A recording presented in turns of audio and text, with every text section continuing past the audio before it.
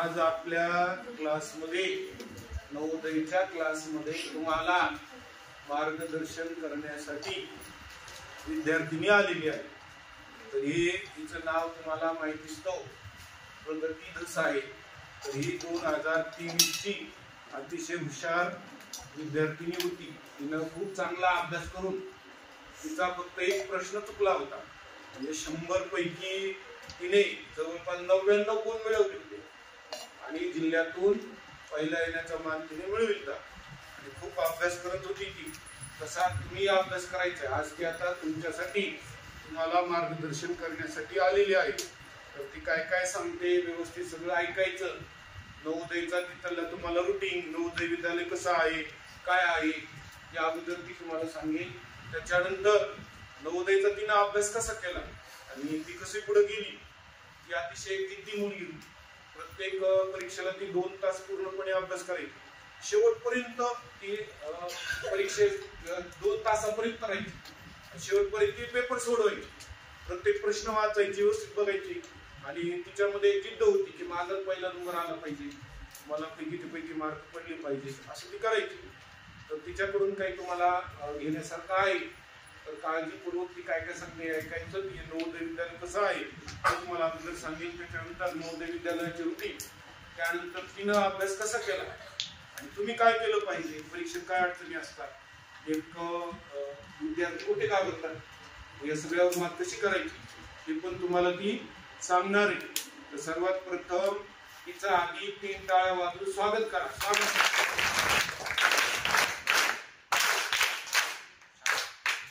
त्यानंतर तुमच्या मनामध्ये काही शंका असते, नवोदय बद्दल आपल्या मनात काही भीती असते, काही जण उगाच म्हणत असतात तिकडे नको बाबा, लिहिचं असं असतं, लिहिचं अवघड असते, असं काही सांगत असतात। तुमच्या मनात जी काही शंका असेल, मनातल्या शंका काही प्रश्न, तर ते पण तुम्ही तिला विचारायचे आहे। ती तुम्हाला योग्य उत्तर देईल, तुमच्या समस्या दूर होत्या आणि ती जसं नवोदयला गेली तुम्ही पण तसं जिल्ह्यातून नंबर आणून तुम्ही पण तसं जायचं आहे। ठीक आहे। तिसरीला मला एवढं म्हणजे असं समजत नव्हतं, थोडं म्हणजे कच्चं यायचं, पण चौथीला म्हणजे थोडं समजायला लागलं, 5वीला आलं सगळं।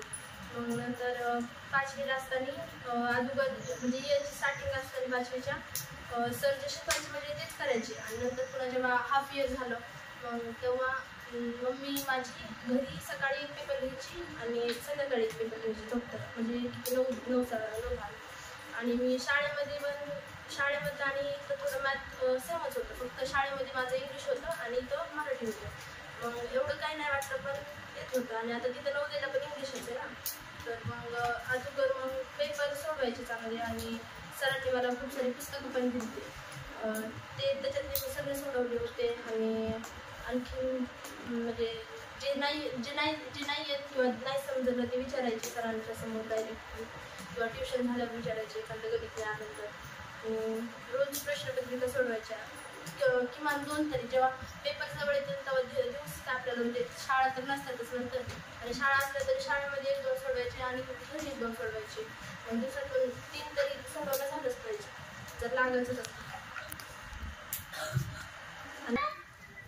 सकाळी 5ला तिथं उठू देत, म्हणजे 5:15 पर्यंत आपण ग्राउंडवर जातो।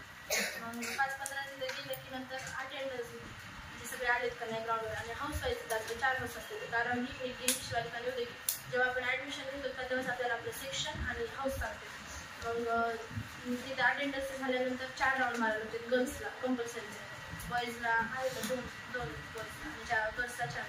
नंतर मग राऊंड ते झालं की आपली एक्सरसाइज होती, एक्सरसाइज म्हणजे किती 6:30 पर्यंत होती, 6:30 सव्वा6पर्यंत झाली तरी 6:30ला आपण हाऊसवर येतो। हाऊसवर आल्यानंतर आपलं आवरायचं, 6:30ला दूध येते मेसमध्ये, गर्ल्सच्या हाऊसवर येते आणि बॉईजला मेसमध्ये।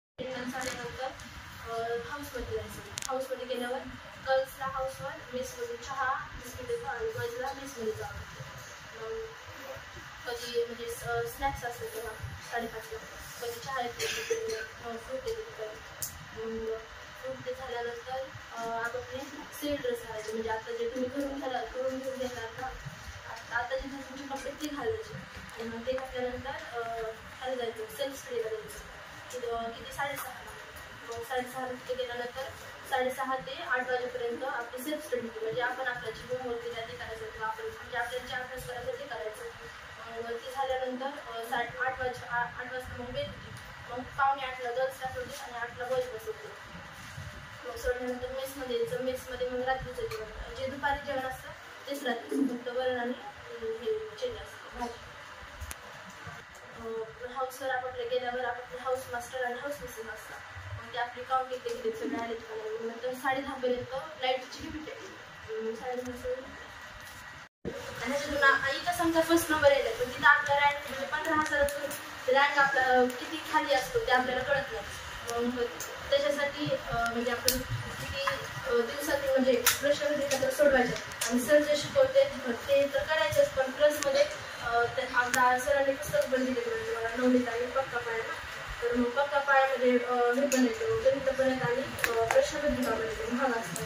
मग त्या प्रश्नपत्रिका सोडवायच्या. सर पेपर दिले तुम्हाला संडेला दिले हां मग तो पण पेपर सोडवायचा. समजा आता त्याच्यात तुम्हाला त्या दिवशी एक्झाम झाली त्या दिवशी तुमचं काय चुकलं तर मग ते तुम्हाला समजलं नाही किंवा आलं नाही तर मग त्याच्यानंतर म्हणजे जे आपला रिझल्ट लागतो सोमवारी मग सरांना विचारायचं सर कसं आहे काय मग सर सांगते प्रश्नपत्रिका सोडवायच्या सगळे पुस्तकं सोडवायचे. उतार्यामध्ये जास्त म्हणजे आपल्या इथं एवढं हे नाही करत पण तिथं जास्त जनरल विचारते उतार्यामध्ये समानार्थी शब्द विधार्थी शब्द क्रियापद असं विचारते. आणि गणितामध्ये आपल्याला वाटतं की क्वेश्चन म्हणजे फॉर्म्युला तोच असतो वापरायचा पण भाषा लँग्वेज त्यांची वेगळी असते असं विचारते. म्हणजे प्रश्न तर तोच असतो समजा पुस्तकात असे एखादा प्रश्न आहे पण त्याची लँग्वेज थोडी चेंज करून दिली म्हणजे थोडे अवघड शब्द टाकतात म्हणजे आपल्याला थोडं मोठं देते म्हणजे थोडं शब्द पण बाकीचे पाठ करायचे वाचून घ्यायचे शब्द साठवण्यासाठी. आणि आकृत्या इझी येतात एखाद्या वेळेस हार्ड आल्या